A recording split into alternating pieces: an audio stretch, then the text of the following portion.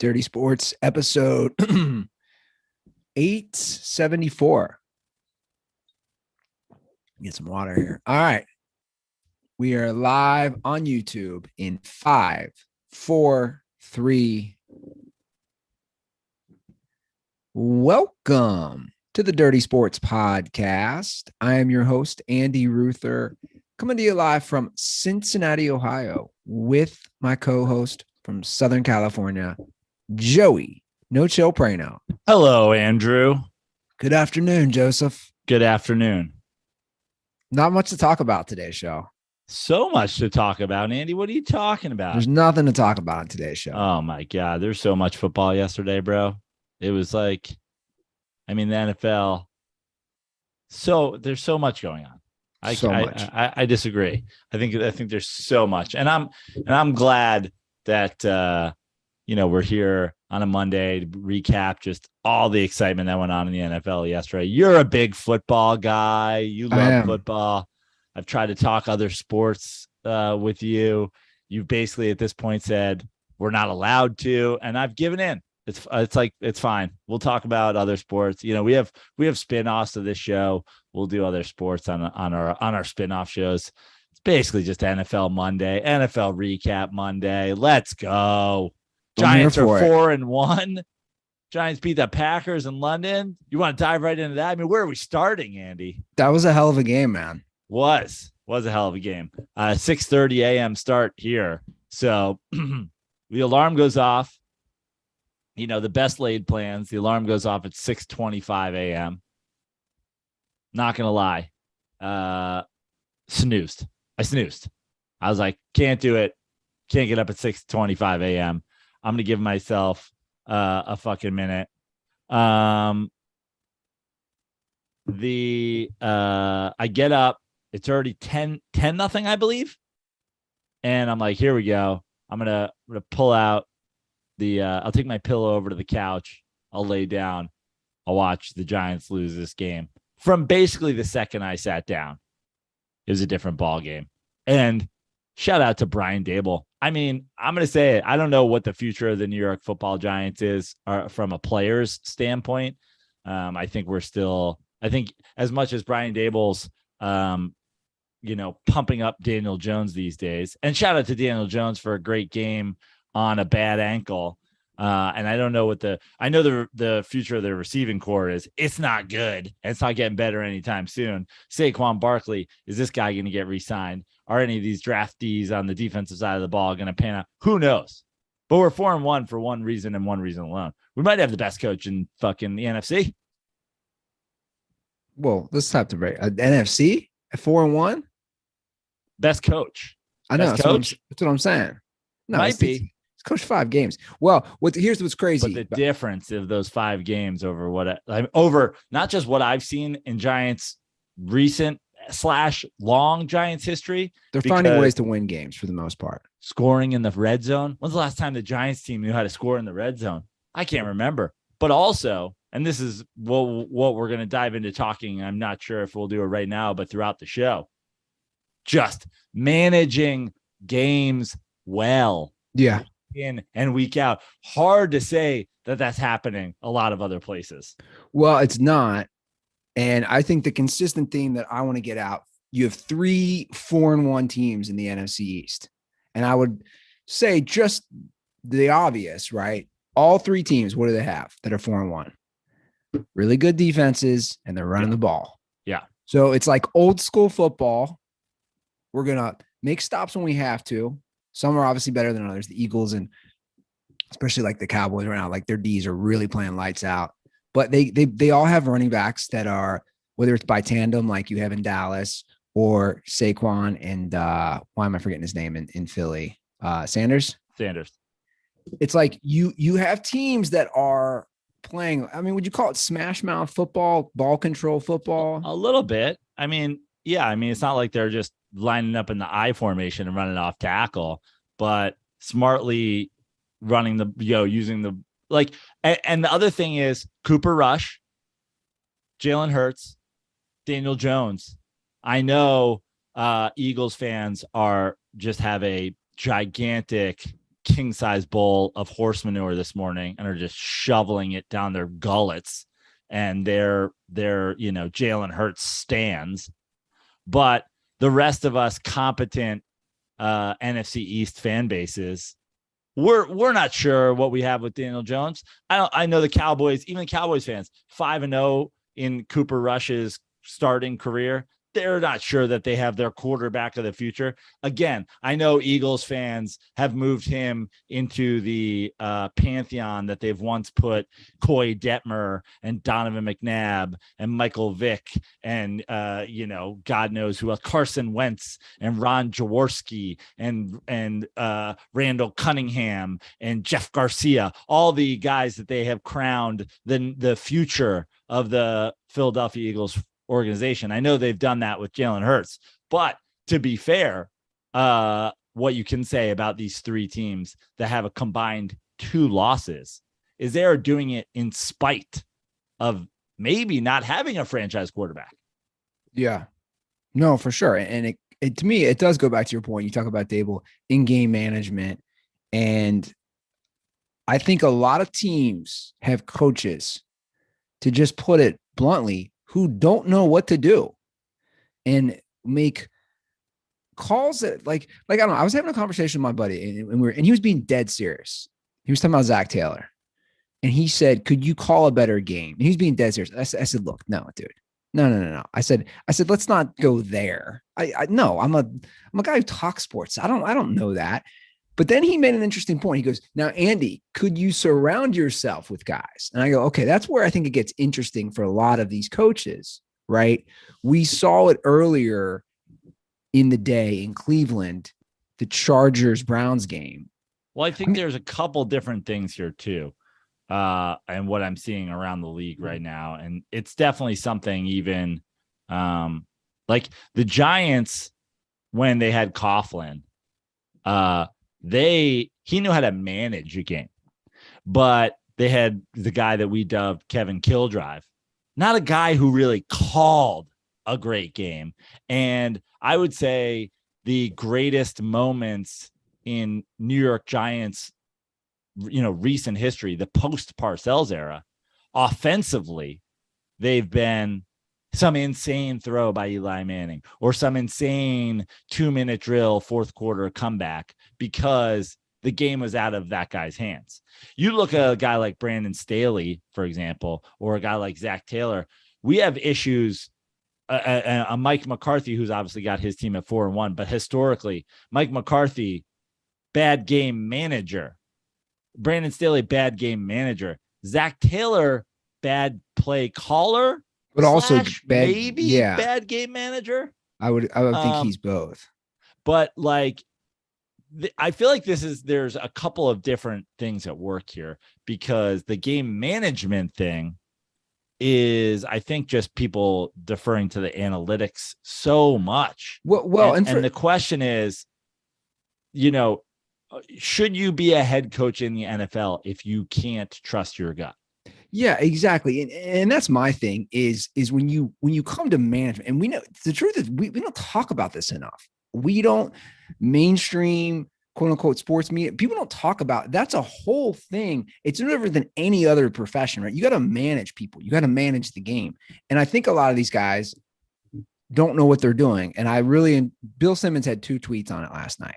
And I'm going to read his tweets because I agree with his tweets basically to a T. He said, Zach Taylor, get the fuck out of here. I swear to God, in-game coaching has never been worse across the board. Half these guys handle game management. They are trying to win a bonus Cracker Jack prize. Bunch of jackasses. It's so bad. What the Bengals just did happens 7 times a week. And he follows it up with, you run a reverse on the 2-yard line and lose 12 yards. You should have to quit during the game when you do something that dumb. What is this? The Pro Bowl? A sports movie? 2022 is the year of dumbass in the NFL. We are having a dumbass revolution. Obviously, he scorched the earth with that tweet. But pretty ironic, though, because the play they tried to run, the Eagles ran in the Super Bowl against Bill Simmons' Patriots. It's the greatest moment in Philadelphia sports history. it single-handedly beat the Patriots franchise. So it's like you can, if it works, it's the greatest call ever. If it doesn't work, you should be fired from coaching.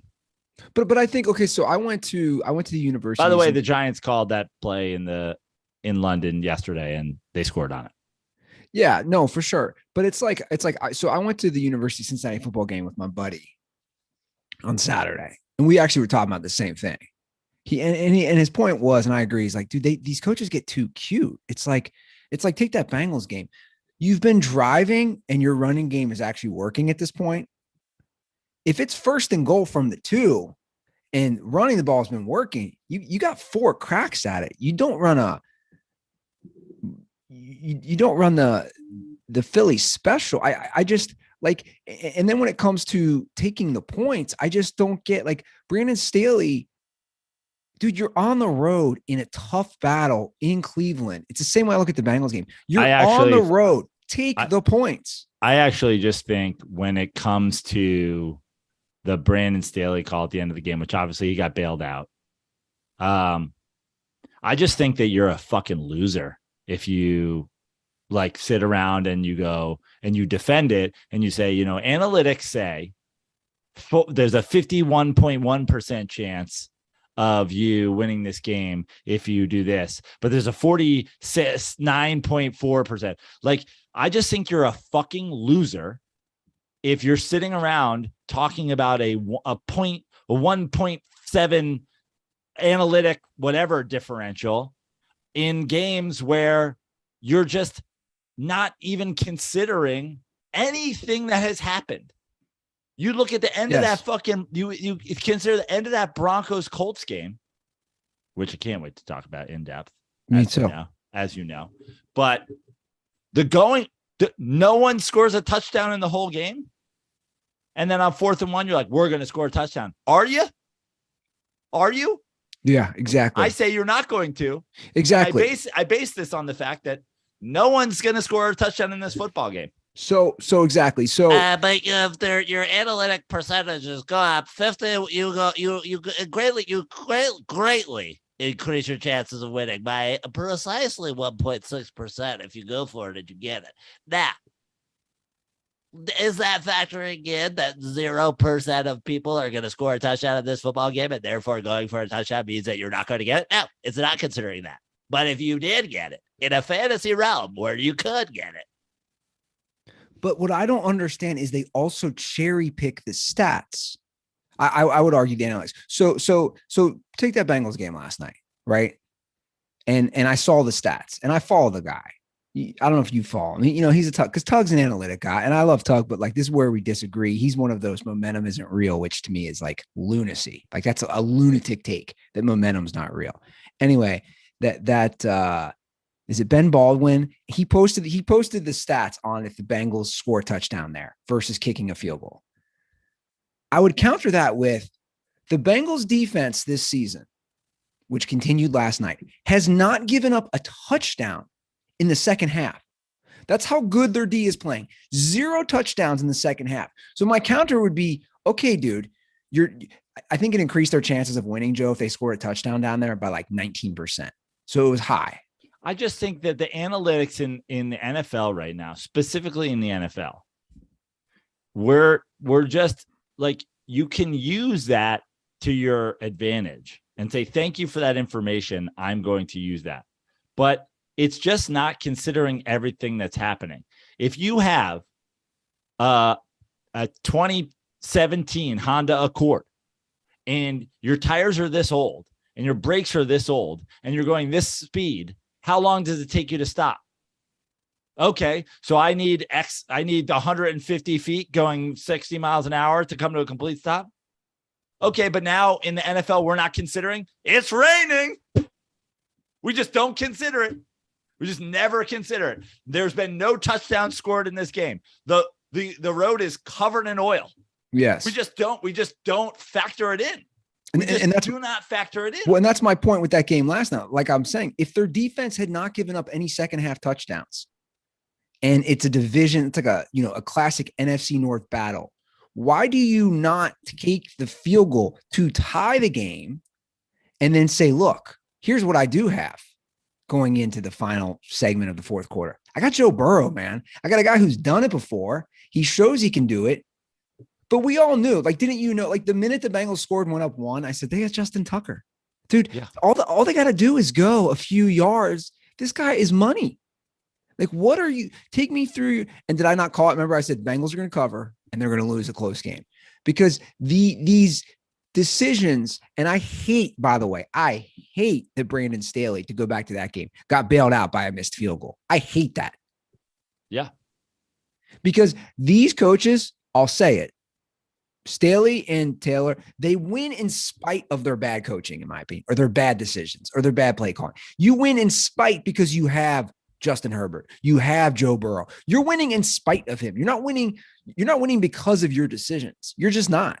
Well, that's, listen, this is what it goes back to. And we talk so much about quarterback play, and we talk so much about records, and we talk so much about Super Bowls. We talk so much about all this stuff and the thing. And like, obviously I'm a Giants fan, so I have a ton of experience watching Giants games at the closest level. Right. So we talked about Dable. He's calling great games. He's managing the game well, and he's calling the game well, and he's calling the game for his personnel, and he's managing the game for his personnel. He's considering all the things that make his team different than just team X, where the analytics say team X wins this. He's considering it. Now, when you go back, Tom Coughlin used to manage games well.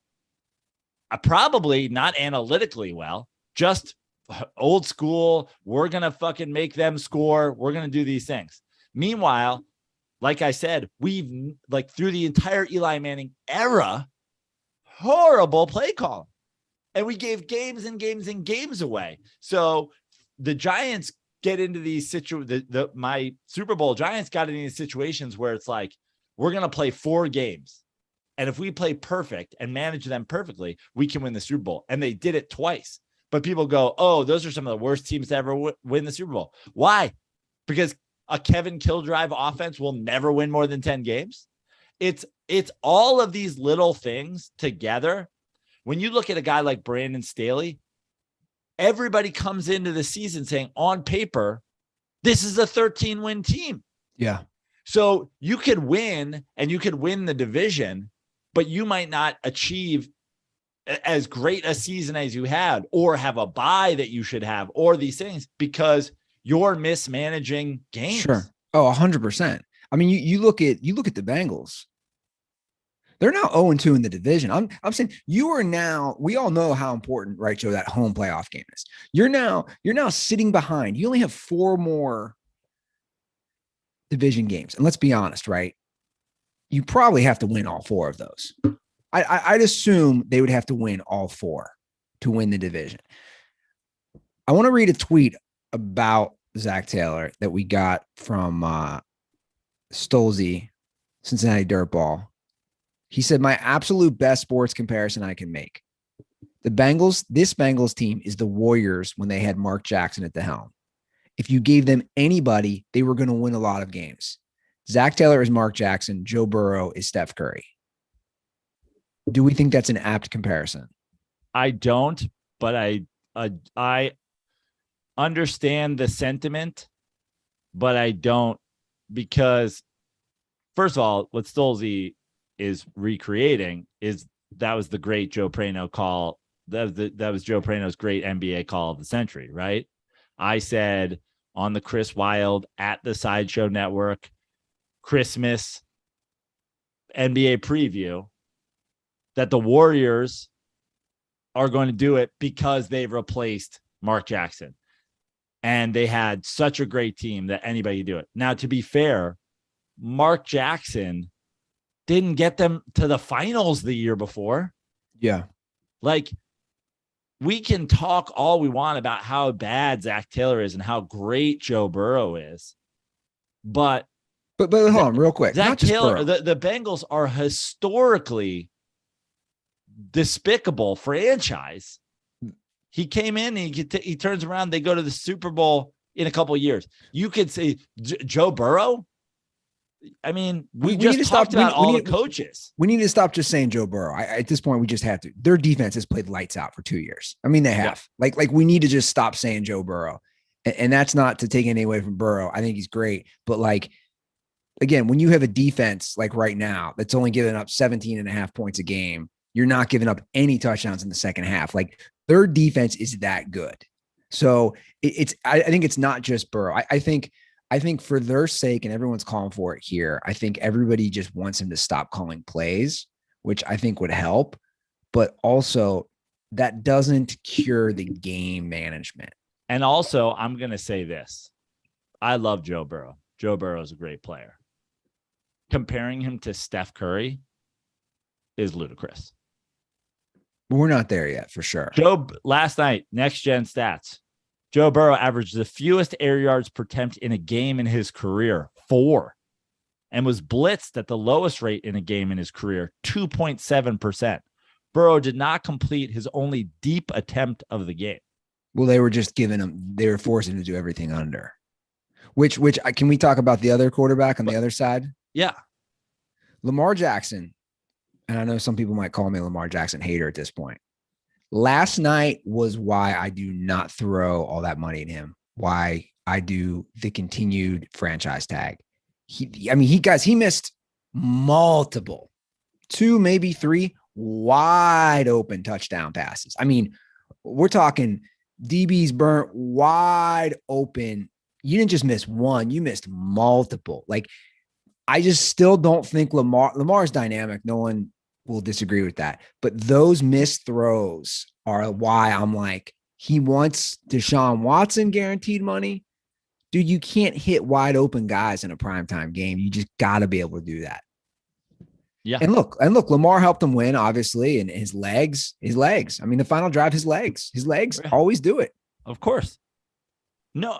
And again, that's my thing. You know, but this isn't even an analytics thing or a hater of thing or whatever. I mean, look, I'll say the same thing about my team. My team is 4-1 right now. And we're playing the best we've played since fucking Tom Coughlin, Eli Manning era. Do you get pleasure off all the haters? Everyone's calling them the worst 4-1 team ever. Yeah, because Bill Parcells and Andy Ruther are your record. Well, look, I am a big fan of you are your record to a degree. No, yeah. I'm saying like it. I find that funny personally because you are your record. I just think when people come in, I was reading it, right? Because that was like trending, like worst form. It's funny to me when you beat a Packers team who everybody considers a Super Bowl favorite and shut them down and shut them out in the second half. Exactly. And then people still dunk on your team. To me, that makes no sense. They showed they're a legit team. But I'll say this about the New York Football Giants. And we've seen it because the backup's already fucking out. The backup's not available. The Giants are 7 straight. They're another twist to the ankle or one of the headshots that Daniel Jones has taken every week away from losing 7 straight football games.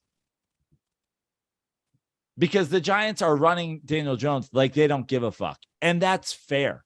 Brian Daboll smartly is like, I'm not really concerned about the future of Daniel Jones or whether or not he's a franchise quarterback for this team or whether or not he can play next week. I got to play to win every game. But to me, if I was an outsider looking at this Giants team or the way I am looking at this Giants team as a fan, this is not sustainable. You can't run your quarterback. He already has an ankle injury this year. He's already missing games in his best.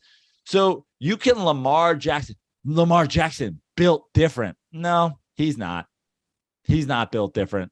No one's built different. They're not. It's not sustainable. So if you want to fucking if you want to try to make Lamar Jackson this guy who's, we're going to run this style of offense. We don't give a fuck what happens. Hope we get a Super Bowl. Maybe you do. Maybe you catch lightning in a bottle the way Cam Newton got to a Super Bowl. But he didn't win it. And he didn't go back. And 3 years later, he wasn't on the fucking Panthers. That's my thing. The injuries catch up with you. And the window, man. People just don't get it. The window. That's why, again, the window on like a Herbert or a Burrow, these guys in their rookie deals, the window is so tight. You have to win when you're there. I mean, Burrow is, and listen, this is the thing about this Bengals team. Burrow is great. Burrow was worthy of the first overall pick. Burrow has already proven himself. Burrow has to continue to grow.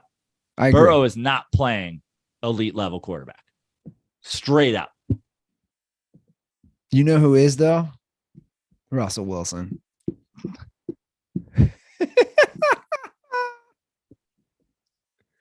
Mr. Unlimited. So much to jump in here. Russell Wilson will never let us ever stop talking about him. I mean, how would you describe that Thursday night game? Was that an abomination to football? It was awful. Mm-hmm. It was so awful. It was horrible to watch. It's terrible. The only joyful part of watching that game was watching Russell Wilson be who I thought he was the whole time. So now we have a phantom lat injury. I forget that. Do we have to talk about that, or can we? Are you okay with agreeing that this is probably totally fraudulent and we'll just move on and talk about it? Well, I don't know. You know me, I don't trust anything. So I'm not one of those, hey, he's been playing injured. Who knows? He could have been. Maybe he still is. I mean, they're claiming that his injury was the same thing Dak Prescott had in preseason and took 2 weeks off. So the counter to that would be, well, if it's that serious, then maybe you shouldn't play. Right. Which is a fair counter. Then you're being selfish as a player. You're right. To your team. Or you're fine and you're just bad. I would also counter that with, it doesn't really matter when you're missing wide open receivers. You know what I'm saying? Not even. Yeah, you're not missing.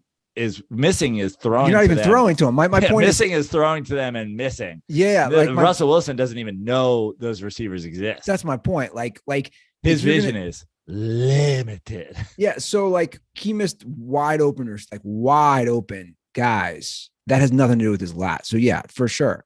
But the thing is, you and I were texting, and I'm to the point now with Russ of dude, I'm going to go down some rabbit holes you probably don't expect. It's fascinating to me because, of course, I took some calls that it's everybody thinks everything's settled. Russ, for the record, has had a terrible year. He's had 5 games. 4 of them have been bad. The last one was basically AIDS on a football field. No one's going to deny that. But my argument back to that, and by the way, I'm never going to defend, and I haven't for years. I'm not defending his personal life, guys. No one's defending how he is. But my argument back is always been, we have to look at the full resume, right? We have to look at 10 years with the Seahawks, right? We can't just say, oh, he's had bad year 11. Russell is not as bad as he was Thursday. That's not his career, is all I'm saying. And I'm sure you have to agree to that. Right. But here's essentially my Russell Wilson thesis the whole time. Okay. Is that every time Russell, and by the way, did I call it? That we'd have a 6-5 first half. Russell would have 37 yards. Shocker. We had 6-3 first half or 9-6 first half or whatever it was. 6-6 first half. The amount of times through the years that Russell Wilson has done this, he comes out 7 for 9 in the first half, all fucking dink dunk, 70 fucking yards, no moving the ball. The argument has always been, and by the way, shout out to the dirtballs who have been you were right, I was wrong. His offensive line is terrible, and his play calling is terrible. And Pete Carroll, they need to get Pete Carroll's a senile old man now. And enough with the Skrillex but again, and the yoga again, I don't know outside of Seahawks. I don't know who is I never said that once. I don't know who was saying that. Oh, what the offensive line play and the play calling and Brian Schottenheimer has the shackles on him and let Russ cook. And why are we going to quit? And he has no receivers and all the excuses. But let me ask you this: all the excuses. How much of that, dude? I've read so much on this lately, probably too much. How much of the let Russ cook was literally put out there by Russ's camp? I don't know, but people bought into it. Well, that's what they're saying. They're saying now the whole let Russ cook was basically created by his team, which again doesn't help his cause, doesn't help his off the field cause. Right. But essentially this is my take the whole time. And this is my take remains today. And I just feel like I've been proven is like, we use all these excuses for why Russ wasn't better at times. And I would argue that's the opposite. All the reasons, all the great moments Russ did have, those people that you complained about are responsible for it. And all the bad times Russ had, that was Russell. That was Russ being Russ. Now we're letting Russ cook and look at how it's going. Now we don't have the Legion of Boom and Marshawn Lynch carrying him to a Super Bowl.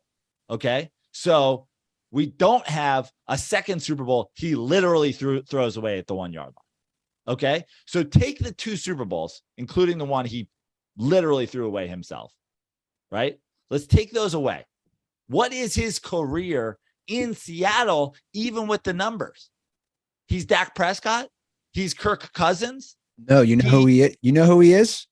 And I can play the call and we can break it down. And this is what's fascinating. If you really, really break it down, you know who Russ is? The guy we've always argued with. He is Matthew Stafford. He really is. Like, if you look, dude, I spent way too much time. If you look at the numbers, it is eerie. We've always argued Matt Stafford, Russell Wilson. They're the same fucking guy. Dude, they're the same guy. We have Russell Wilson, but they're the same guy. Seahawks team and a Broncos team that everybody's saying is now suddenly going to be a playoff team and compete for the AFC West. But statistically, but statistics and also don't team-wise, tell the whole story. That's the point. But I would argue that the irony too of this, dude, I find this hilarious. We were doing this argument of Matthew Stafford and somebody called about that, like Matthew's better. I'm going to argue right there. I'm going to say this to everybody listening. If you think Matthew Stafford is good, you should also think Russell Wilson's good based on their careers and vice versa. And I do. I think they're both Hall of Famers. I think Matthew Stafford is a Hall of Famer. I think Russell Wilson's a Hall of Famer if they retire today. Here's what else I find hilarious. Both stink this year. Both stats are awful. Both games are awful. And here what else is funny. Guess who said neither of them are that good? Richard Sherman. Richard Sherman was the guy saying, hey, Matthew Stafford's not a Hall of Famer after the Super Bowl. I disagreed. You disagreed. Richard Sherman's now the one just dunking on Russ left and right. Obviously, he played with him. I just think there's so many hilarious through lines. To me, the difference between those guys is simple. And yeah, I think that they're probably in the same realm, but to me, the difference is simple. Matthew Stafford, this is again what I go back to with what happens when Peyton Manning leaves a team versus the team he joins. What happens to LeBron James leaves a team versus the team he joins. We've seen guys throughout the years move from team to team, and they make their team a little bit better or they make their team a little bit worse, and the contracts that go along with it, whatever. Matthew Stafford made the Detroit Lions relevant for a while. In and out of relevancy they made 2 playoffs. You know what I'm saying? Right. They made 2 playoffs. You take Russell Wilson off the Seahawks team that was that he got a lot of accolades for and was like to anybody with eyes carried by a defense and coach and running game and all that stuff during the years where he actually had success. And you put him on this Denver Broncos team. The defense is great. Look at the receivers. Look at the running backs. They're going to compete with Mahomes. They're going to compete with Herbert. They're not going to compete with the fucking Colts on a Thursday night. Well, look, again, no one's justifying it, but I think again, I am like, it's eerie how similar they are. Both guys win Super Bowls with like standout defenses. Agreed. Now, obviously, Seattle's was next level, but that Rams defense, last year's Rams defense and the year before, like we're talking about top 5 defenses, right? We're talking about great defenses. Matthew Stafford didn't get the MVP of that Super Bowl. Russell Wilson didn't get the MVP. I just think if you put in the first 10 years of their career, because this is only Russ's 11th year, so you can only do the first 10 years. Joe, their numbers, I know it's not all numbers, their numbers are, everybody needs to do this. They basically line up. They both play a lot of games. Matthew Stafford had one major injury, then he missed a bunch, then he missed after that. But I'm sorry, he kept playing after that. Russell Wilson didn't miss games. It's eerie how similar. I stand by what I say. If you think if you think Matthew Stafford's a Hall of Famer, you should also think Russell Wilson's a Hall of Famer. Matthew Stafford, the eye test, makes throws Russell Wilson can't make, has his whole career. But I would. Who's got it? Russell Wilson's has had a good as deep ball as anybody. Yeah, deep ball is a different, a different thing. I'm talking about the arm talent alone. But what about Matthew Stafford, now? Hold on, Matthew Stafford makes throws. Matthew Stafford makes throws. Arm talent wise, Russell Wilson's never been able to make. Everything that Matthew Stafford did until last season happened on the Detroit Lions. Look at what's happening again now. Conversely, everything that Russell Wilson did happened on the Seattle Seahawks. Now, suddenly, Geno Smith, washed up, nobody, Jets bust failure on 11 franchises. The black Ryan Fitzpatrick is just hitting on Russell Wilson in a head-to-head this year, just eviscerating him. Just suddenly a dynamic, lights out, amazing quarterback. Even though he has the shackles of Pete Carroll's run first offense on him. But again, we got to take the whole career. And I think in my opinion, I think everyone's being too reactionary to 4 bad games, especially when Russ didn't have Marshawn and the Legion of Boom for half his time in Seattle. Right. And he didn't really win anything. Eli Manning didn't win a playoff game his last 8 years. Right. His last 8 years. Right. He didn't win a single playoff game. Right. It's not easy to win playoff games. Right. I just think my point on Russell again, and I stand by it. I think if anyone is going to, you can pick Matthew Stafford over Russell Wilson or any of the callers. That doesn't bother me. But my point is, if you think Stafford's good, I think you also have to say, dude, they're both good quarterbacks. Well, my point, I'm going to reiterate it for one last time. My point is simple. I have basically been saying that Russell Wilson's resume, his entire career in Seattle, is fraudulent. Or at the best, smoke and mirrors. But what does that mean? Like I'm being proven right. What does that mean? Look what happens when he leaves and goes elsewhere. And look what happens to the guy who comes in, steps into the team that's supposed to be the worst team in the league and replaces him. Russell Wilson was hoisted up by Pete Carroll and a great Seahawks franchise built around him. And what did he do? He won a Super Bowl when he was on his rookie deal with a great defense. They paid him. They shouldn't have. He was a fraud. He never deserved that money. The franchise struggled. He wasn't a franchise QB. But again, they moved on from him. I would argue they didn't struggle. They're consistently winning 10 to 12 games. It's a Super Bowl or bust league. Okay, and that's fine. But again, I double down with, it's like he's winning games.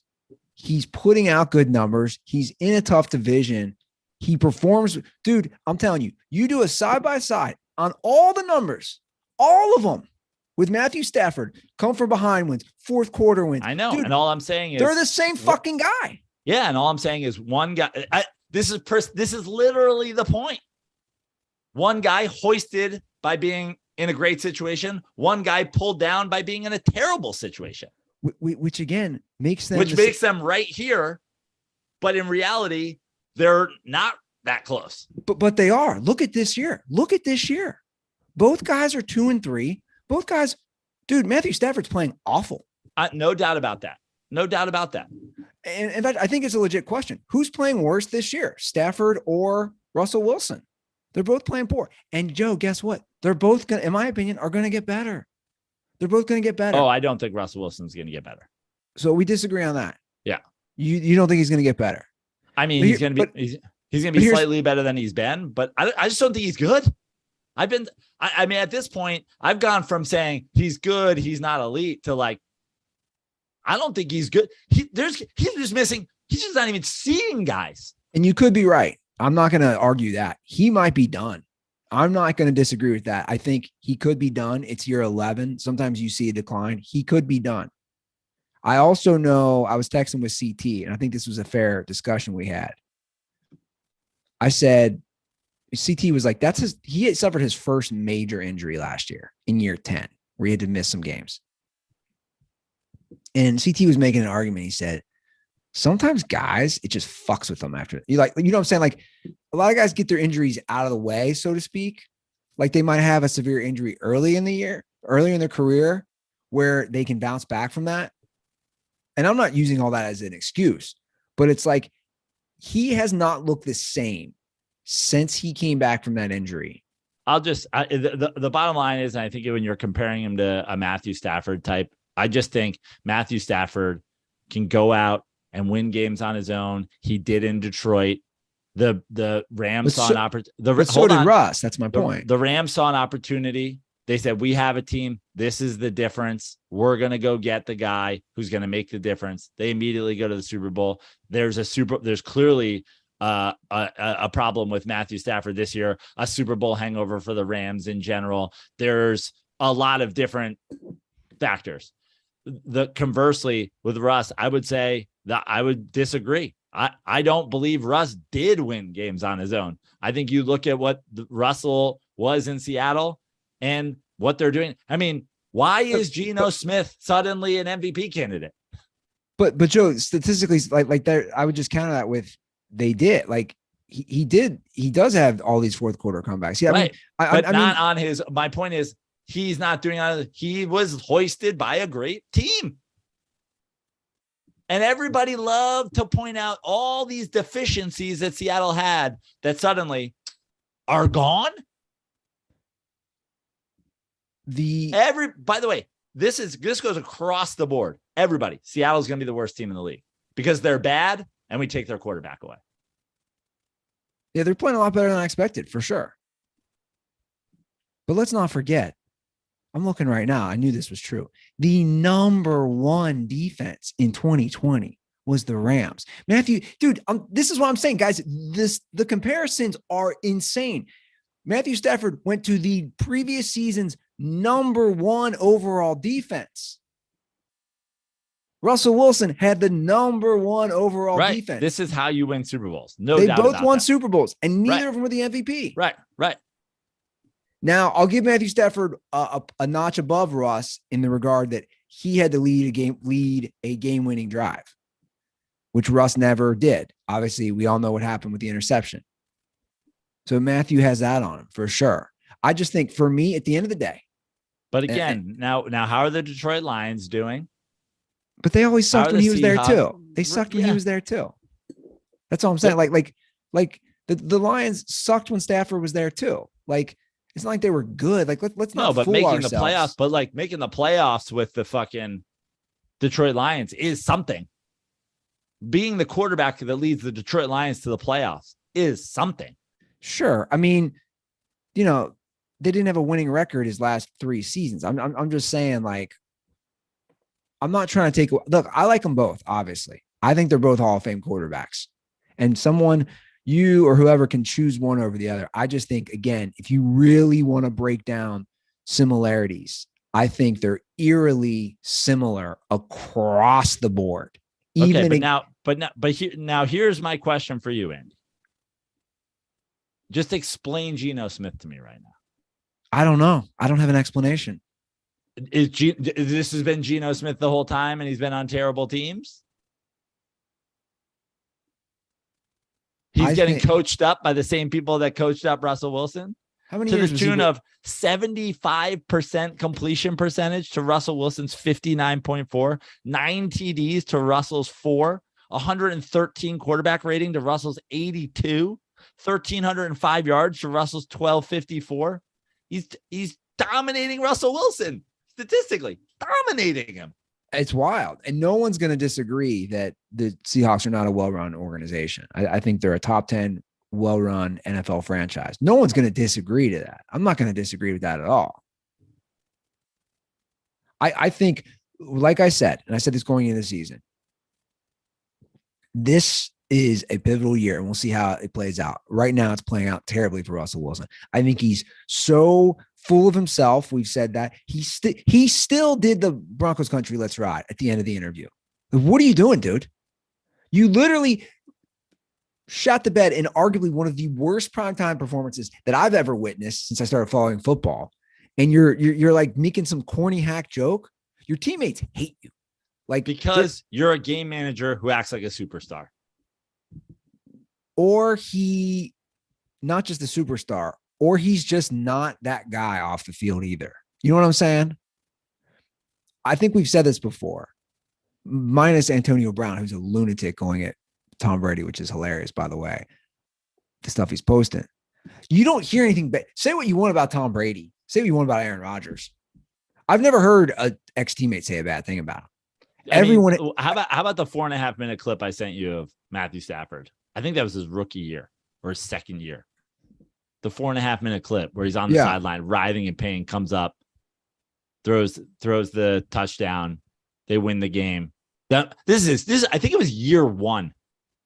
The teammates in the 4.5 minute clip, the teammates and coaches, that literally say, "I love you."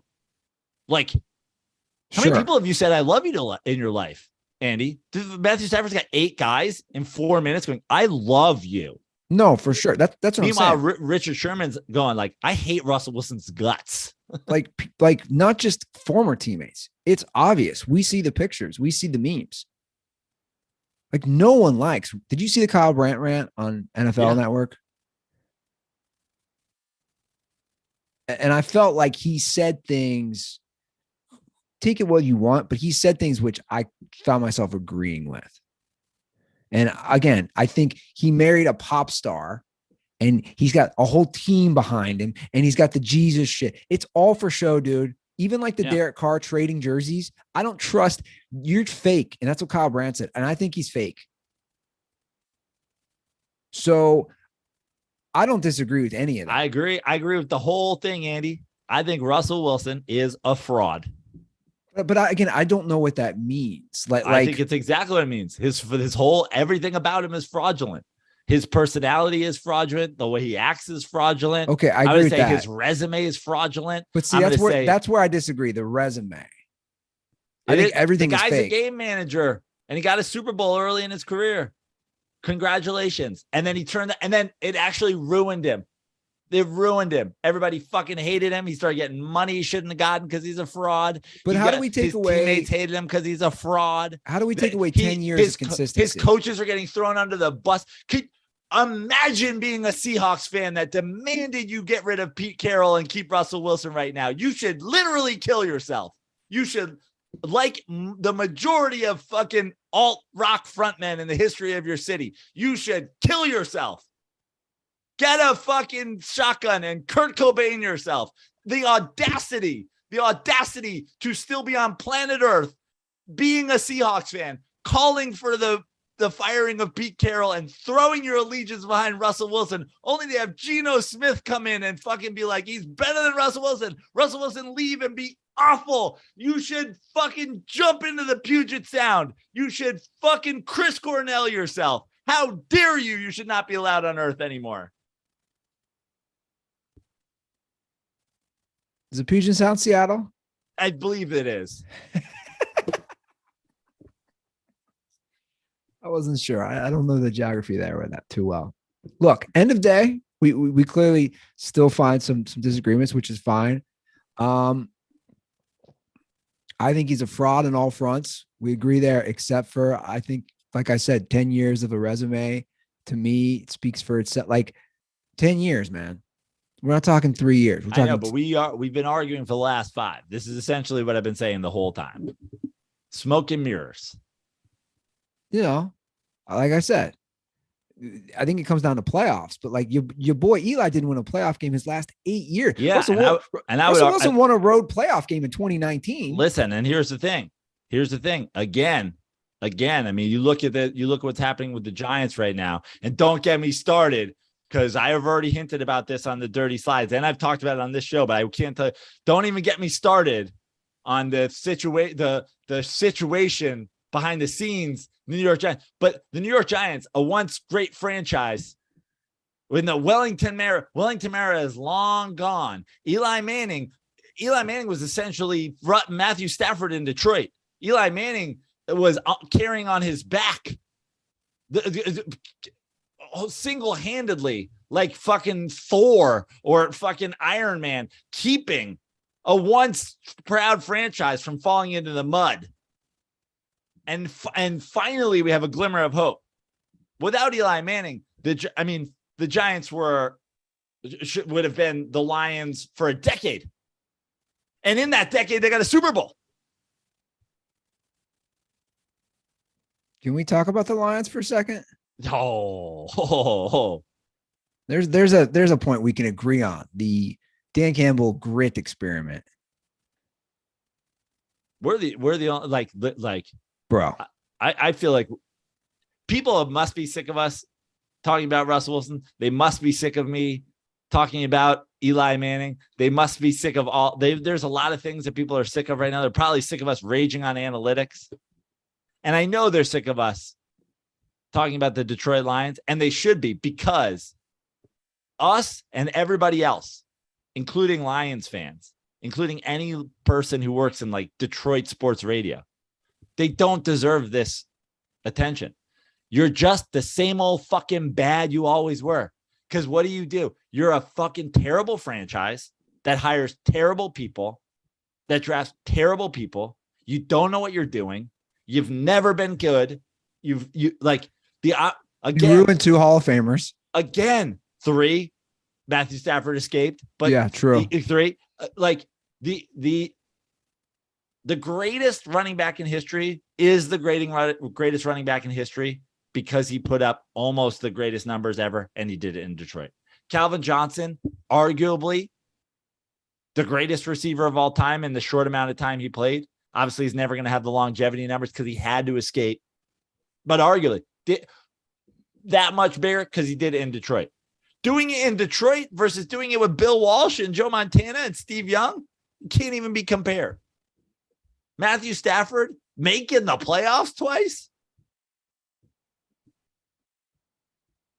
The Detroit Lions fucking stink. Yeah.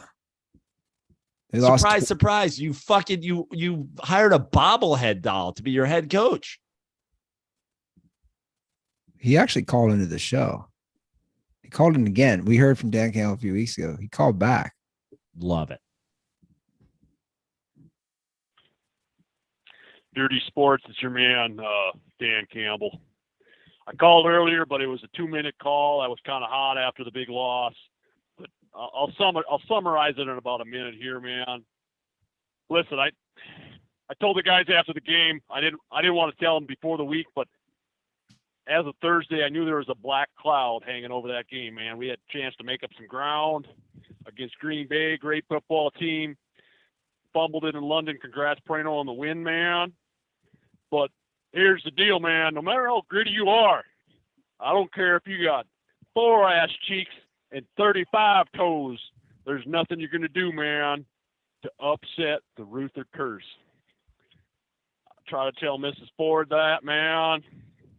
Try to tell the team that after the game, man. But they're pretty broke up. We had the number 1 offense in the league, man, playing against the 3rd-string quarterback, Zappa-Dappa-Doo, man. Ruther Kurtz come in. Like I said, Metallica, man. The light you see at the end of the tunnel is just a freight train coming your way, man. So I'm going to end it on that Metallica quote. You guys know any jobs opening up about January or so, man? I think I might need one. So November, probably. I'm on Indeed, man. Stay dirty. Fuck you, Ruther. You cursed me. Not only did I take them against you, I took them in my pick 6 league. Why? What? are you, bro? What are you doing? Because you know what? Like I said, I was like, oh, they'll lose. They'll keep it close. That was reckless. That was you saw a fucking gym teacher with a whistle around his fucking neck holding a fucking protein shake show up to a chess match against a Russian chess robot. And you were like, the gym teacher's going to keep it close. He's like, how many pull-ups do I got to do to get your queen? He's like, that's not how the game works. What was I thinking? I was like, oh, 3.5. We'll keep it close. What was I thinking? That was reckless. But I sent fat fucking 0. Dude, so I sent you this, and I'm not going to read all of them. Dude, the Lions Reddit. I mean, at this point, we seriously need, there's a mental health crisis in this city, in this state, Lions fans, whatever it is. And I'm not saying that's all you guys. It's not all you guys, but damn. The headline of this thread on Lions Reddit says, I thought the fire Dan Campbell reactions were hot takes, but apparently I'm the odd man out. I don't understand the reaction, is what he writes. I get yesterday was ugly, but I don't know that I disagree with his play calls. And then he goes through and he justifies it. Like, I'm not going to read his. I'll just read it. With the defense playing the way it's been, Campbell knew you had to put up touchdowns against the Patriots to compete. Let's say we kick 3 of those field goals. I don't know if you noticed, Joe. He kept going for it on 4th down and said, I'm not kicking field goals. I'm well aware. Okay. And convert. Never mind the fact that Badgley was signed this week and was kicking awful all year. The defense isn't going to magically stop them. Is losing 29-9 really any better than 29-0? At some point, you have to win matchups against the opponent. All it took was one conversion to get some rhythm and confidence. It's honestly unbelievable. I get it's bad, but the Lions had the least talented roster in the league by far last year and only really improved to a couple of positions. What are we expecting? This is a full-scale rehab. Firing Dan Campbell puts us back yet again. And then if you go through this, people justify why he shouldn't be fired. It's pure lunacy, this thread. Well, it's funny because you said you're not going to read all of them. I actually want to do this. I feel like we should pick out somebody in that thread who writes something that doesn't seem totally unhinged. And we should be like, will you come on our podcast? Because here's the thing. I think at this point, the Detroit Lions fans who listen to the Dirty Sports podcast, they can't. There's no way. We can't. There's no way. There's no way we've been doing this to you for 6 weeks, going back into the fucking 8 weeks, going back into Hard Knocks, and that you could reasonably call and not know that we're just going to shit all over you. And so I almost want it to be out from outside of the Dirty Sports realm. I mean, I got a message from Cat Jason Kidd saying, you were right. I was wrong. I got to imagine, I don't know, Tigers fan mags and, whoever else is out there that's defending this kind of guy the whole time have got to be like, it's over. But Lions Reddit has, since going back to last Thanksgiving, been a magical place to just see the unhinged Lions fan. I feel like we've got to find one that's not I found one. Totally unhinged. Dude, they're all unhinged. This guy says 4 hours ago, I'm losing faith in Campbell, admittedly, but anyone calling for him to be fired is overreacting.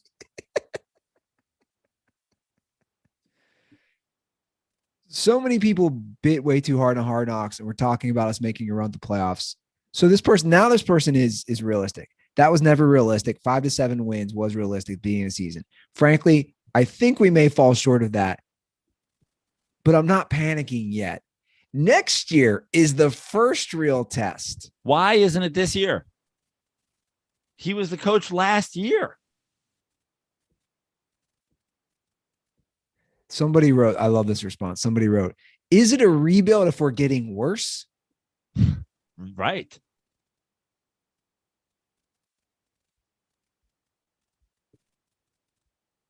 I mean, dude, if you go through this whole thread, he won 3 games last year.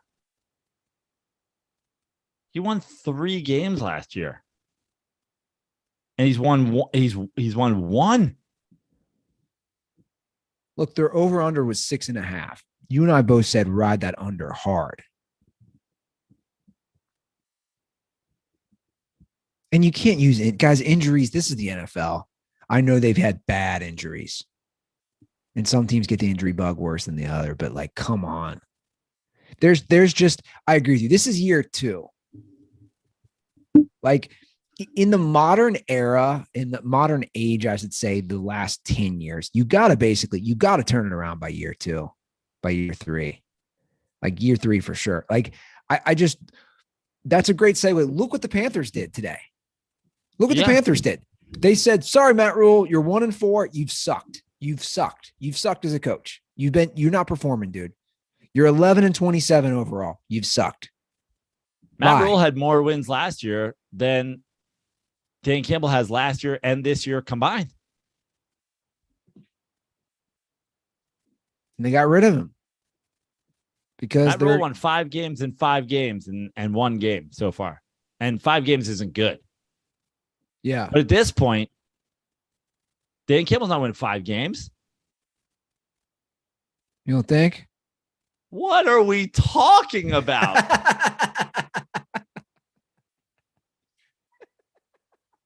They just got shut out, dude. A third string quarterback. Remember when we went through and we thought that they might get to 9 wins if we gave them literally every single freebie? Yeah. It's bad. And by the way, for the record, I do understand you don't want to rotate coaches every 2 to 3 years. Oh my God, they have a bye next week. Thank God, huh? But you just can't hire this guy. Like this was the wrong hire.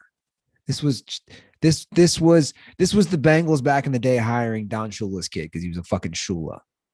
Dude, so let's do it again. All right. They're at 1-4. They're at 1-4. They got 12 games left. They've got to buy. We're gonna give him every single freebie again. Okay. Every single maybe we're gonna give him. I don't know if we gave him the Cowboys last time, but we probably did because they had Cooper Rush. Now they're not beating the Cowboys. Next game, Cowboys. Nope. Where's that in? Detroit? Doesn't matter. In Dallas. Nope. Dolphins at home. Are we giving them a maybe because we don't know who's going to play for the Dolphins? Yeah, I mean, they're on their third string quarterback. Okay, fine. So now they have 2 wins. Let's give them Dolphins. Packers. No. Bears on the road. No.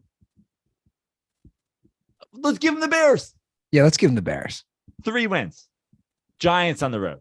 No. Bills at home. No. Jaguars at home.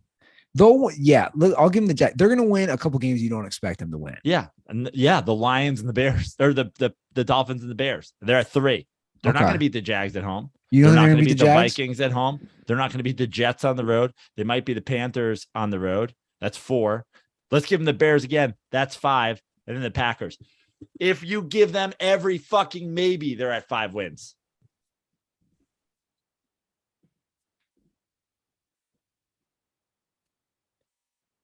What was the over-under? 6.5? It was 6.5. I mean, we said ride it hard. Ride that under hard. You know, obviously this has been a theme this episode and throughout this year. It's like you talk about they were coaching. Like 6, their last 6 games, Jaguars, Vikings, Jets, Panthers, Bears, Packers. They were like, or no, they didn't put the Packers in there. It was that 5-game stretch. Can we go 4-1? Jaguars, Vikings, Jets, Panthers, Bears. You'll be lucky to win 2 games. Jets are 3-2. Right? I mean, at this point, I'll be honest. I just don't know why they should have a franchise. Like, it's embarrassing. It's fun. It's fun to poke fun at. They're laughing fodder, but at this point, well, the reason that they should have a franchise is it's all about money, and the fans are fucking so insane that they're still going to show up to games because they think they're about to go on a run, because they think it's too soon to fire Dan Campbell, because they don't see the reason that they should protest a Thanksgiving game. So the NFL doesn't give a fuck. You delusional fucks. You people who fucking haven't left Detroit of all places. I guess it's something about the city. Like, why bail on the Lions if you're not just going to bail on Detroit? It's crazy, man. You're the kind of person who's like, yep, born and raised Detroit. I'm going to ride or die with this city. Everybody's like, it sucks. You should leave. It's like, no, I'm going to stay. This mayor is going to turn it around. Who'd you hire as mayor? A gym teacher. You know what the problem with this city is? Not enough push-ups. I just love the fans in Reddit who are saying, you know, at this point, it's like, you already know, like they know in their heart of hearts, you know, I understand not wanting to change coaches all the time, but you already know this one didn't work out. It's like dating, man. You know, early on, you're like, this one did or didn't work out. Like, you know, that this isn't the right girl, man. This isn't the right girl. You know it deep down. It's not the right girl. She's not going to change. You have too much evidence at this point. They won, what, 3 games last year? And also, like, what's your personality? I have no clue what their personality is. They're None. A terrible defensive team, but they just got shut out. Yeah. And why are you a terrible defensive team? I thought you guys just drafted all these fucking defensive players and like you were going to fucking be gritty. Well, to me, that's what are you? What's your personality is huge, right? Like if I don't know your personality, I can look at most teams and say, okay, this is we've discussed that about the Bears, right? Like what's their personality? We don't know. That's why the Bears are struggling. What, right? Do you have a good defense? Can you score points? We don't know. And listen, I'm not saying this to go back to shit on Russ again, but I'm going to say it because I think it's a great example. They don't have a personality. No, because I'm talking about the Seahawks is find something and fucking stick with it. If your personality is we're going to fucking run the ball down your throat and play some fucking defense. Well, don't go fucking trying to let Russ cook or whatever. Like figure out what you're going to do and fucking do it. The Detroit Lions haven't even figured out what they're going to do. And then there's a bunch of teams who have figured out what they're going to do and then they abandon it and then whatever. But you got to fucking be about something. Yeah. So I'm going to play this call. This is for me. And I think it goes into, we're talking about Detroit and like ownership and all this. This is actually, dude, I like have thought hard about this NFL call. I don't really have an answer. I don't know. Maybe you can help me talk it through.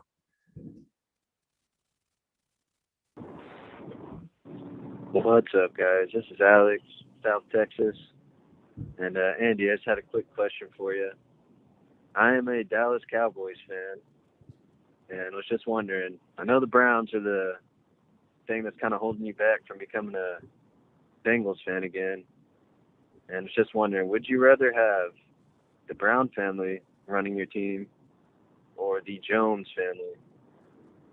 So if Jerry came in, has your new GM, president, and owner, would you be more likely to come back to the Bengals, or would you rather ride it out with the Browns? All right, fellas, stay dirty. And condoms are for anybody that is putting fucking salt on a McGriddle. By God, should not be having more children. I think this is a great question. Like, and I'm going to ask you the same question. Actually, to me, the answer is obvious. Really? Yeah. Well, here, let me explain what my thought process is. So with Jerry Jones, you have money's not an issue. He'll sign anybody. He won 3 Super Bowls. That was way early on. The entire team is Jones people as far as like the upper level management. The Bengals, same thing with the Browns. The entire upper management is his daughter, his daughter's husband. It's Brown related people. They've never won a Super Bowl. They're tight. Money is an issue for them. It's the only business they have is the Bengals. Like, to be honest, everybody's even discussing where does the cash come from to pay Joe Burrow. That's a legit problem for like a Bengals franchise. They don't have another business. They have to find, $200 million cash. So that begs the question. They're both family run. it's tough for me. But it's not tough because basically you're saying everything that is bad about the Cowboys ownership, the Cincinnati Bengals mimic. Correct. But everything that's bad about the Cincinnati Bengals ownership, the Cowboys don't mimic. They probably have 14 indoor facilities. Every fucking offensive player has their own indoor facility that they practice in. You don't have to go to a fucking. It's not like if the kicker kicks a fucking tundra, you fucking win a truck or whatever shit they do in fucking Cincinnati. This guy, Jerry World is a fucking goddamn. We went. It's amazing. It's a fucking eighth wonder of the world. It's glorious to fucking go to a game there. You fucking have all the signings. You have all the things. Not like every once in a while, if you're a shitty owner and you have shitty management, you still will shitty your way into a fucking elite player like Joe Burrow. Then you got to be able to keep him and protect him and whatever. The Cowboys have the money. They just started they paid Dak. Yeah, I guess I wasn't thinking all this. Basically, you're saying it's got to be the Joneses. It's got to be the Joneses. Everything that's bad about the Joneses is bad about the Browns. But everything that's bad about the Browns isn't bad about the Joneses. Yeah, you're right. I didn't think about it that way. That's true. Yeah, no, you're right. Keeping these guys wouldn't be an issue. Keeping any of these guys. Pay all now, of if you them. were like, now listen, if you were going to say, the Oakland Athletics, they're cheap and they don't give a fuck and they're going to lose their team because they won't build a stadium and blah, blah, blah. But they smartly put these teams together and they think about their finances and they do everything they can to maximize the money they spend. That's a different fucking story. The Browns are just the Joneses, but poor. Yeah, no, you're right. They are. It's the exact same thing without the money. I know. And that's why, for the record, I didn't say this. Everyone in Cincinnati, the joke now is start a GoFundMe for Sean Payton. Like that's like, even since last night, the whole Cincinnati trend I've noticed is like, we need Sean Payton. Sean Payton would for sure. And I think he probably would. They're like, if he knew he had Burrow, have you seen Joe Burrow? Have you seen his quote? I guess Sean Payton's got this famous quote. He said, Joe Burrow is Drew Brees, but however many inches, like 5 or 6 inches taller. Like that's his quote. He's like, I look at him and he's Drew Brees, but taller. So like the joke is, hey, how do we get Sean Payton to take over this offense? Which obviously would change everything, but that's going to be the problem. And I think Bengals fans know it. Dude, Marvin Lewis was here 16 years. He didn't win a playoff game. Right. Zach Taylor took him to the Super Bowl. Yeah. Like I hate to say this, but that's I don't know. Like it's one of those things you're almost like, is that long-term going to be against their own franchise, right? Like their fan base? Is him making a Super Bowl in Burrow's second year going to ultimately cause him to leave, whatever it is? I don't know. I mean, it could be, but the other thing is, this is really where you find out what you have in Zach Taylor, because you also have to remember he just started fucking coaching. Like, you can't be a veteran coach walking out you can't just come out being great. Like, now we see we can shit on Zach Taylor's play calling. We can shit on Zach Taylor's game management, but you got to say, he came into a situation where he had the first overall fucking pick. They had this record, then they had this record, then they go to the fucking Super Bowl and it's close and they lose. And you can't really say like he mismanaged the Super Bowl. Well, a lot of Bengals fans bring up that going forward on fourth down early. Remember, I don't remember, they don't get it. Yeah. But I mean, I don't think that if you look back at historically, first of all, the Rams had to drive down to win the game.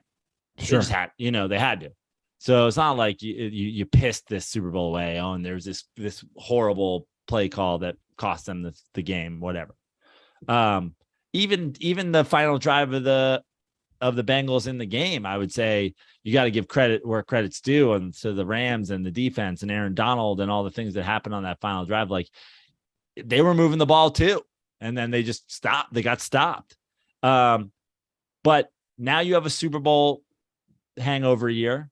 You're 2-3. You just lost your division game to the Ravens. You lost another division game to start the year to the Steelers. Like, I don't think that the Bengals franchise or the Brown family or whoever should be looking at Zach Taylor like in any sort of hot seat situation. But also it shouldn't be, oh, your job's good for life because you got us to the Super Bowl. You need to see how a coach who's in his third or fourth year or whatever it is adjusts to this now. No, for sure. Well, look, if you look, we just did it with the Lions. If you look at their schedule now, I think their next 5 games, Joe, are all winnable. And I think they have to take 4 of their next 5. At Saints, Falcons at home, at Browns, Panthers at home, at Steelers. I would argue those are 5 very winnable games, even the tough division ones on the road. I would argue the Bengals have to take 4 of the next 5. And I think they can. But I agree with you. Things have to change. And the expectations, which, look, as someone who lives in this city, I actually like it. I liked it. Finally, all those years, that was always my knock. The expectations were so low. Finally, the fans are saying, hey, we got to the Super Bowl. We have this offense. We're just not scoring points. How do we not score points? I know T. Higgins is out last night, but like, how do they not score points? I mean, even the next 6 games, they have the Titans after that, and then they go to Chiefs. Then they have the Chiefs at home. So they're 2-3. They have 6 games. Yeah, you got to be. You got to go 5-1. You got to be 7-4. Yeah. When the Chiefs come to town. Sure. You kind of got to be. Yeah. Well, right now, obviously the AFC, you have the Bills. We'll see how the Chiefs play tonight. I put the Chiefs right up there. The Bills are above everyone in the NFL, I'd say right now, even the Chiefs. I think the Bills are that good. Well, we'll see the Chiefs tonight. I mean, I picked a little backdoor card tonight. You need it, by the way. You need it. I know. It started off hot this week, and then it fell apart. Yeah. Quickly fell apart with little points here and points there. A little 1 point Bengals hang on, and a 1 point fucking Vikings half Bears. Point hook, and the Saints. I think I got the Saints. You got the Saints. Yeah. I was trusting Geno in that one. Yeah. But the Seahawks D is not good this year. No. That call against the Falcons was so bad. So bad. That call, roughing the passer, whatever it was in sportsmanlike, the technicality, I don't know, on Tom Brady was so bad. So bad, man. It's ridiculous. And it's why people talk about the NFL being rigged. And it's why people talk about Tom Brady never being fucking getting every fucking call. At this point, it almost feels like you have an opportunity on that play. You're either giving Tom Brady that call because it's Tom Brady, or you can't make that call because you're like, man, I don't want to be the asshole that fucking just gives. It's not a borderline call. Yeah. Who thinks that's I'm sure fucking, Bucs fans and Goldberg and Tom Brady fans, but anybody reasonable. No, I don't think anybody. I don't think anybody defends that. That's a tackle. That's a normal tackle. And he doubled down on it. The ref, I think it was Jerome Boger, and he said, he didn't have to throw him down at the end. That is a way to ruin a game. And I agree with you. It makes people question the integrity, whether it's fixed. The NFL doesn't want to see Tom Brady fall to 2-3. And they don't want to see them second place in the division to the Atlanta Falcons with Marcus Mariota. That is 100% a call where I question, is this fixed? I'll just be honest. I do, Joe. I question, is this fixed? It 100% makes me question that. Here you go. I knew I'd find it. Covering the Bucs since 2013, Greg Allman. Here's the play where Vita Vea drew a 15-yard penalty for roughing the passer. Falcons guard Chris Lindstrom is pushing him toward Mariota on the play, and Vea just runs into the quarterback after the throw. Yeah, you know what the difference is? After the throw.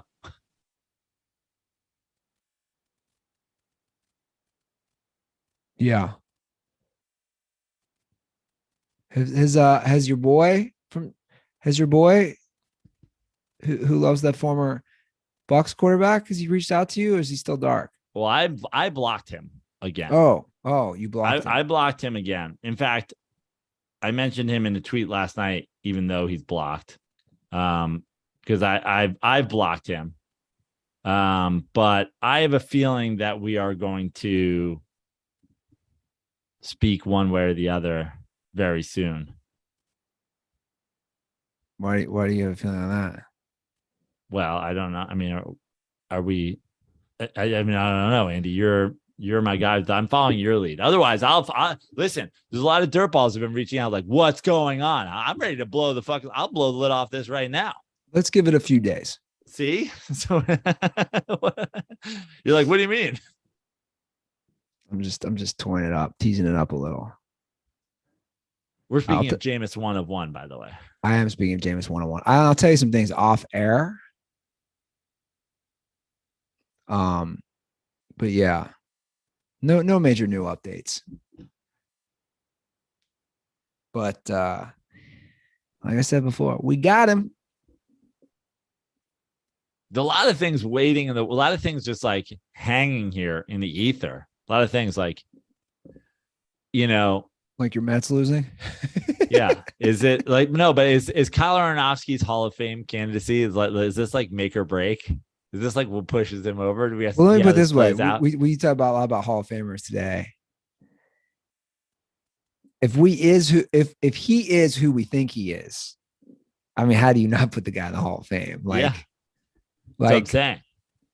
But this is like a Super Bowl MVP, right? This is like, well, then he's just in. It's like the difference between. Oh yeah. Like without this, Kyle is Phillip Rivers. With this, he's Eli Manning, right? Yeah. I mean, if this might be a Hall of Famer either way. Sure, and he could. If this plays out the way we think it is, yeah, he's definitely in. Also, if it's not who we think it is, it's pretty hilarious. Yeah.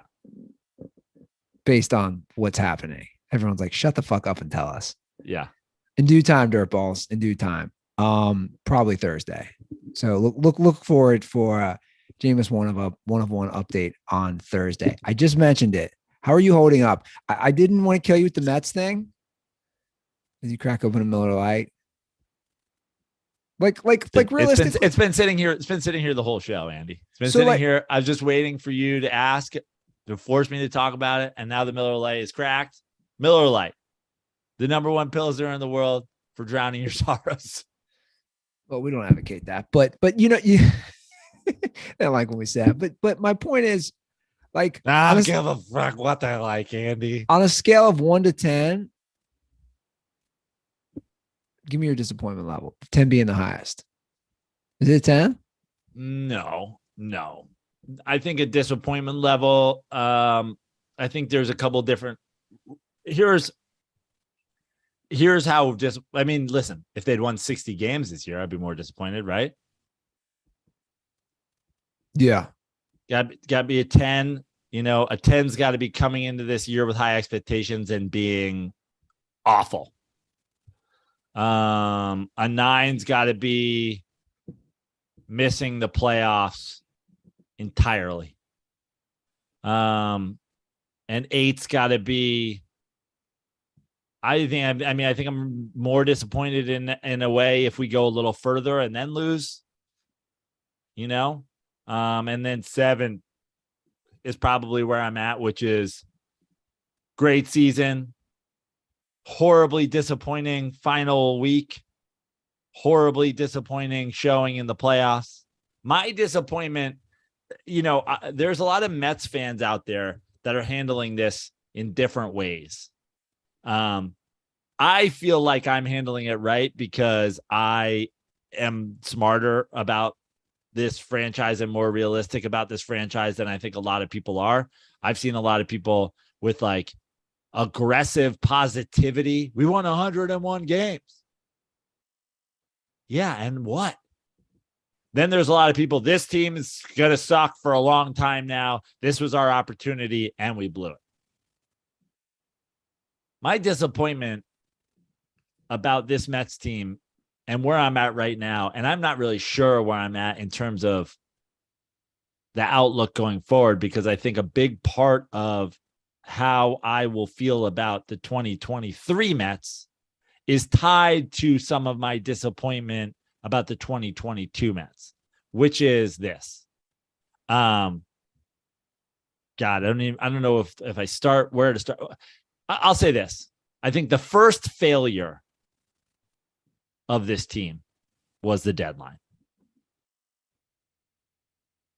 We lose to the team with Juan Soto. Was Juan Soto huge in this series for them? No. But we lost to the team that got Juan Soto. Was Josh Bell's home run that opened the fucking series huge? Yeah, it was. Was Josh Bell the throw-in to the Juan Soto deal? Who could have been our DH instead of us going around and trying to justify the Daniel Vogelbach and Darren Ruff DH platoon? Yeah. Did we have bullpen issues down the stretch because we didn't do anything essentially at the deadline? And the Phillies, who go and get Robertson, have him come in a game and be great, and now they're moving on? Did we play the second half of the season with did we play the whole season with atrocious catcher play when Contreras is just out there to be had and instead is just still in Chicago?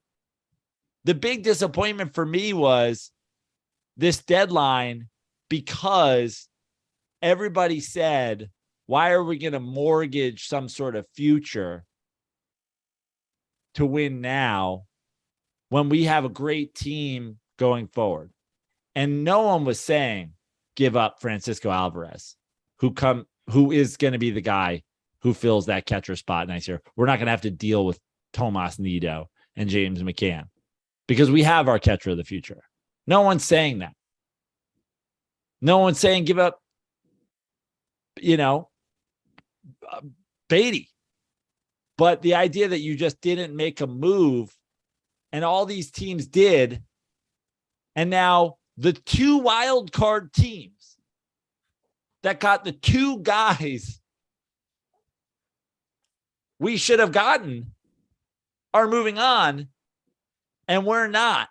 That to me is where the disappointment with this team starts, because it confuses me as to how we're going to play this. And I think it's confusing to anybody who understands baseball and the finances of baseball. You gave Max Scherzer the $45 million a year, but you didn't play like you're trying to win now.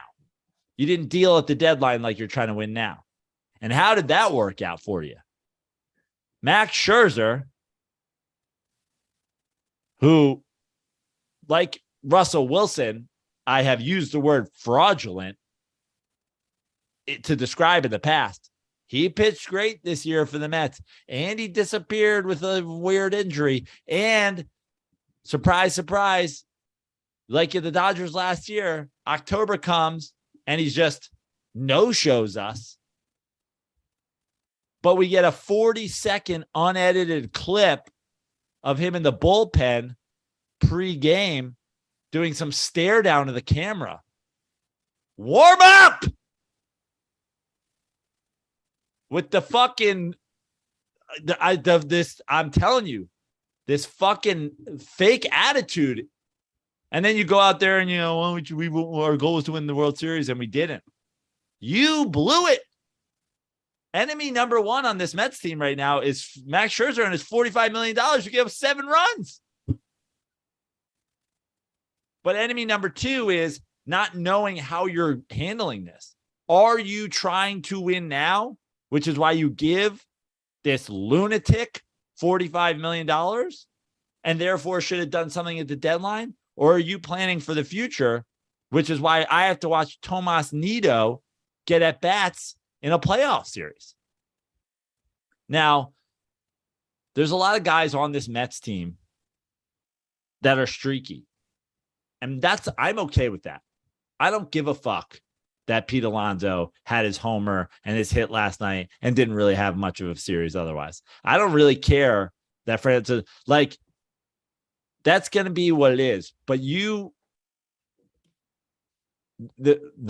I really don't have any problem with Buck's management. I think Buck had one managerial failure, and that was fucking with the rotation in Atlanta. But you were confident, right? Like, I'm just gonna say, so you were confident they were going to outperform the Yankees. You were confident they were going to outperform the Braves. Like, how are you feeling with that aftermath? Well, I've said this throughout. What was your bet with Jew? That they would go further that they would go further in the playoffs than the Yankees. Have you heard from Jew? Have you heard from Jew? I have not. I'm sure I will hear from him. And I made multiple other bets. But I said this, and you guys can listen to the Dirty Slides podcast that we did last week if you want. We're going to record another one today to preview the next series. Maybe we shouldn't because we picked every single series wrong.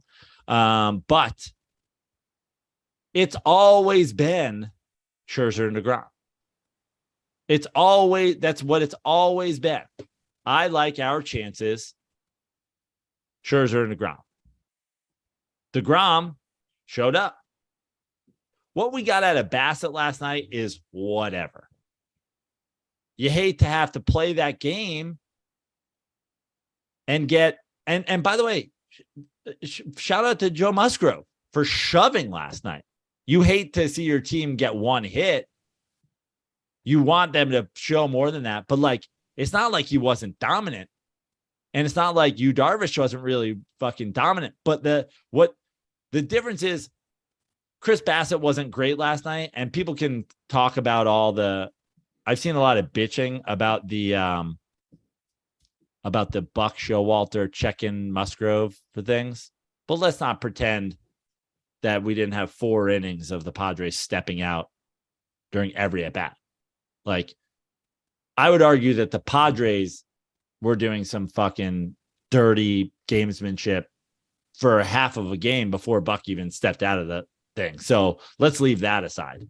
Let's just like leave that conversation. Maybe we'll dive into that a little bit more on today's Dirty Slides, because that's going down a dark fucking pit of despair that we don't have to. But just, you can't be a Padres fan out there being like, fucking Buck being a bitch. Like, you guys did this for the whole game. So props to Musgrove for shoving. Again, you want Bassett to pitch a little bit better, but like, whatever, he pitched fine. You want your offense to do more, but also, can you tip your cap to the other guy when he pitches really well? The failure of this team is, why are we in the game 3? Because Max Scherzer not only can't go head to head and outduel Darvish, but he gets his fucking nutsack lit up. Just doesn't show up at all. I got a lot of DMs, by the way. People were concerned that game about you. Wow. And listen, the curse of the black jerseys is like the curse of the Ruther curse times a million. Like, what are we doing with this throwback to an era of failure? This is like, I saw this with Patriots fans yesterday. We love these jerseys. Guys, you sucked in those jerseys. You won fucking 45 Super Bowls since you went to the fucking silver. Don't ever change your fucking jersey. What are you talking about? This Mets Friday throwback. Like, I've seen Seinfeld and people complain about the trumpets. I don't give a fuck about the smoke coming out of the dugouts. Forget all that. This throwback, we've never done anything in black jerseys. Why would we come out in black jerseys on a Friday night and then put Max Scherzer in them? Horrible. The black jerseys gotta go. But that's not what was wrong with this team. It didn't help.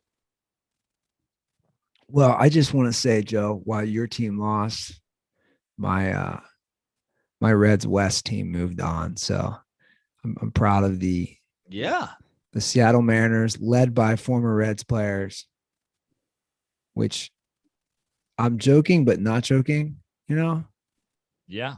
I mean, like game 1, Castillo throws a gem of a game, 2 of the 3 RBIs, Suarez. I mean,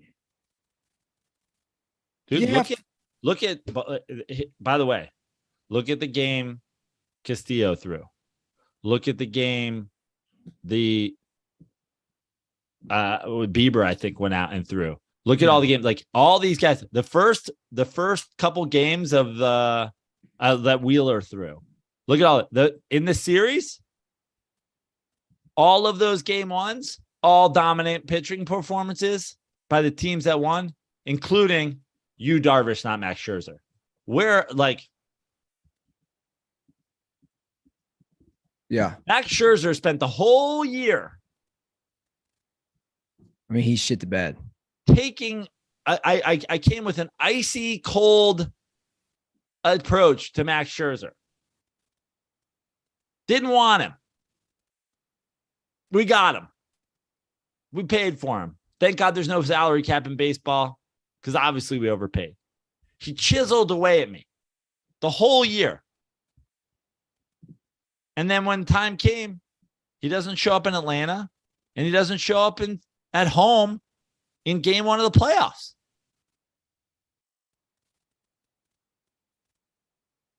You got him, what, 2 more years? Yeah. 3-year deal. Well, which, by the way, I don't give a fuck about that. Again, there's no salary cap. The good news is like you have an owner who's going to pay for whoever. Theoretically. Money's not an issue. It shouldn't be. Theoretically. Right? But that's where the Nets have to be right now. Theoretically, yeah, you have to go re-sign fucking Nimmo. What are you going to do? Oh, you don't know what you have in Jacob deGrom? I don't care. I don't care if you don't know what you have in Jacob deGrom. Pay him. Pay them all. Pay them the fuck all. Also, you should have traded for Soto, paid him. I mean, they got outdone. The deadline is the thing here. And I was critical of it at the time. And all these fucking Mets fans, Mets fans come in 2 kinds. They come in gloom and doom, and they come in way too positive. I feel like I'm a middle of the roader as far as the actual baseball movings and shakings go. I don't know why they didn't make those moves. And now they watch the guys that they didn't make the moves for be big parts of other teams. Well, we did have a San Diego bro call into the show. Great. So he says bro a lot.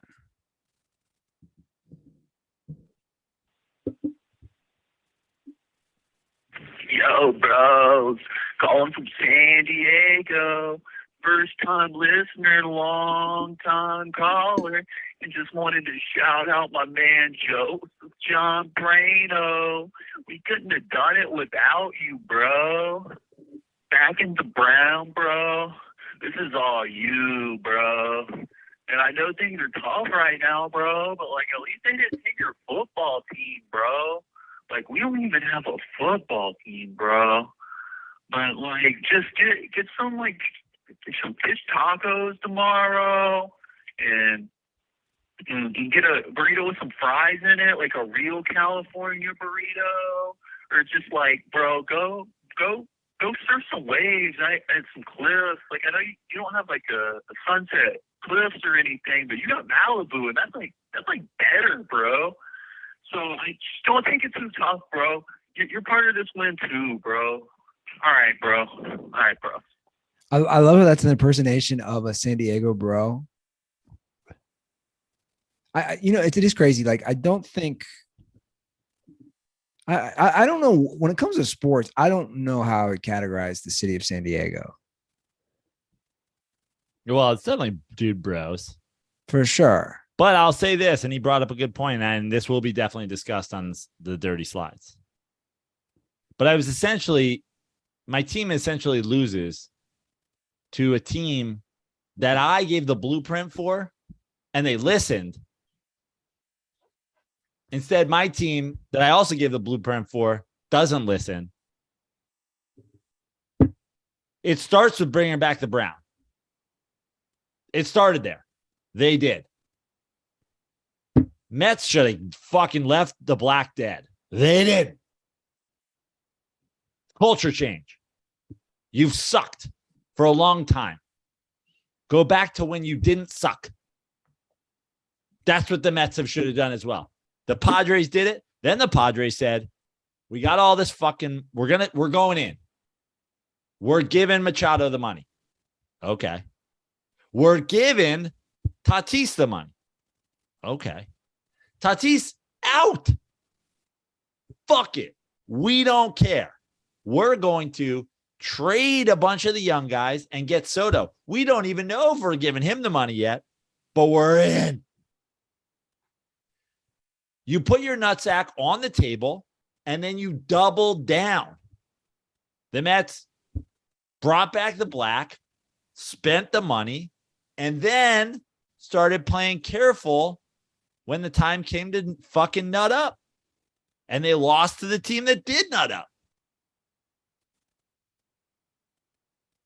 And the Padres are whatever. Who knows who wins the Padres-Dodgers series? Probably the Dodgers. Who knows who wins the fucking Phillies-Braves series? Probably the Braves. Who cares? I don't give a shit about any of them. That's the difference between me and fucking Braves fans. My season's over. I'm going to watch baseball. I'm going to enjoy it, but I don't give a fuck. I'm not sitting here like, like the thousands of Braves fans still in my mentions because why am I getting shrapnel from your shit, by the way? What do you mean? The fucking Braves fan was tweeting me a bunch the other night. I'm like, dude, what? Oh, dude, dude, like it's hilarious. I'm getting someone tweeting at me, a Braves fan, and I'm like, bro, like what? Well, Andy, here's what you should know. There's Braves fans that follow the Dirty Sports podcast that I've gone back and forth with. Okay. So there's a Venn diagram of Braves fans. Some of them are Dirty Sports fans, and some of them are not Dirty Sports fans. But where they cross over gigantically, there's this sliver that's Dirty Sports fans, and there's this sliver that's not Dirty Sports fans. But where they cross over is they're all grossly insecure and fucking think about the Mets nonstop. So what you need to know about how I handle crazy insecure Mets fans, if you're some Dirty Sports, if you're some crazy insecure Braves fan, but you listen to Dirty Sports, okay. I just ignore them. Hold on. I'll go back and forth, whatever. If you're just some weird insecure Braves fan who puts Braves into the search bar, and you don't follow me, you don't follow, like you just get blocked for being a super weirdo. Like all those people are blocked. So I probably just don't even see half of those because those people are just blocked. Listen, I don't know what it is about Braves fans and the insecurity. Like that's something that they can talk to their own therapists about. Why the Mets fans, the guy who gets Sam Tripoli coffee said it's because that we're obnoxious. He did that as he was putting on his war paint to go to Tuesday's game. I believe he was also shaving the sides of his head so that he could have a proper mohawk and putting a feather earring in. So I get it. We're obnoxious. But I also think that there's more to it than that. But the bottom line is you should know I block non-Dirty Sports insecure Braves fans. And sometimes I'll maybe just, ignore, but still occasionally deal with the rest of the insecure Braves fans that actually do know who we are. I just laughed because I saw somebody tweet at me multiple times. And I was like, yeah, dude, I'm not responding to you. Like, I got time for this shit. Yeah. I don't care about your Braves take. Yeah. Listen, my enemies in sports, like Braves, Phillies, Yankees. I mean, no one's rooting for the Astros, right? Because they're fucking the cheating thing. I'm not a huge Dodge fan. I mean, I'm like running out of things, but that's my point is like, I'm not sitting here being like, the Braves. Like, that's just, That's just like that's the weirdo insecurity I've been talking about since June. You do like to respond to them though. Yeah, I do. But then at some point, if I realize that they don't have any ties to our show or have even heard my takes or whatever, they're just a guy who, is, carving wood that he found in his mom's backyard into a tomahawk or a peace pipe to take to the game, and just like lives on Twitter searching Braves, they just get blocked. Gotcha. In unrelated news, Antonio Brown, dude, he has lost his mind. He tweeted, I don't know why he tweeted this an hour ago. It's a picture of the Cardinals. It looks like a Cardinal with a little touch of the downs, and he called it the Retardinals. Yeah, I saw that. Starting my own team, sign up. Now, did he try to get signed by the Cardinals and couldn't?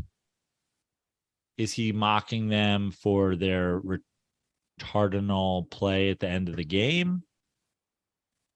Which we didn't talk about, but there was a horrible miss. I mean, we almost got our trap game. We almost got our Eagles trap game right. Yeah, we almost did. Kyler Murray spiked the ball. Bro. I've heard complaints that's on the coach, man. I've heard complaints that the stadium put up first down, like he got it on the slide. So he thought it was first down. That's on the coach, though, and the player. It's on both, but like, come on, have your player aware. But that's kind of what we were talking about before. Like Cliff Kingsbury is in the mismanagement super group, but also like maybe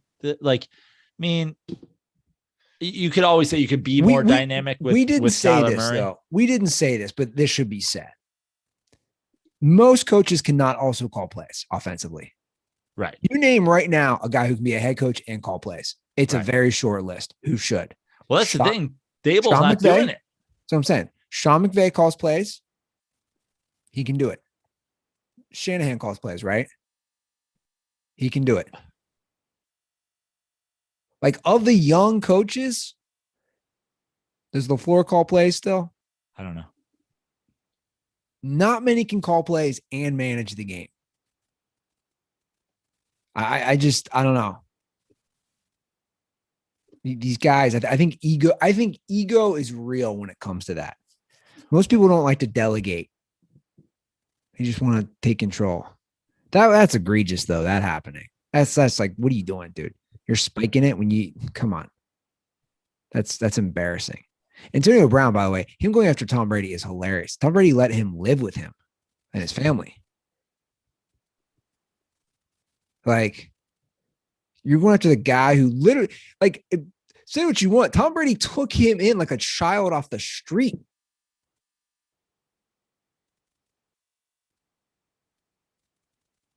Bro, the amount of concussions this year. It's out of control. I don't know what's happening in the NFL. I don't know, but I want to get this bad boy up. We can continue that conversation. We had a call about that for another episode. Let me get this bad boy up on and for the record, if you're still listening, dude, Apple just sucks now. I don't trust them. They've been shitty with our podcast. If you have the option for Spotify, listen to us on Spotify. I'm just going to say it. But also, like, how many other options are there? What if I was like, Andy, I don't like Spotify? Stitcher, SoundCloud, YouTube, okay, Google Play. Okay, exactly. So, like, guys, Amazon. No, I know. I'm just saying this because the majority of our listeners, according to our analytics, are still Apple. Right. That's definitely changing. I've seen it. I mean, it's definitely moving Spotify, but my point is, if you have the option, as far as like, maybe just subscribe to us on Apple Music or on Amazon Music or Google Play or something like that, and then if you go to check and we're not there, maybe then you just go check that other one that you subscribe to us on and you listen, just like a backup plan, or just subscribe to us on Spotify. Yeah. I mean, I know I'm not a Spotify guy. I don't have Spotify Premium. I'm an Apple Music guy. I gotcha. You know what I'm saying? Yeah. Spotify's going to they're already taking into that market from everything I read. They're betting big on podcast. All right. Regardless, follow us on Twitter and Instagram at The Dirty Sports. Also on TikTok. I always forget. That's right. I'm demanding some Andy Ruther TikTok content this week. Okay. Let's go. Maybe do a Zach Taylor rant. Can we dig out some stats? Yeah. To my knowledge, I could be wrong on this.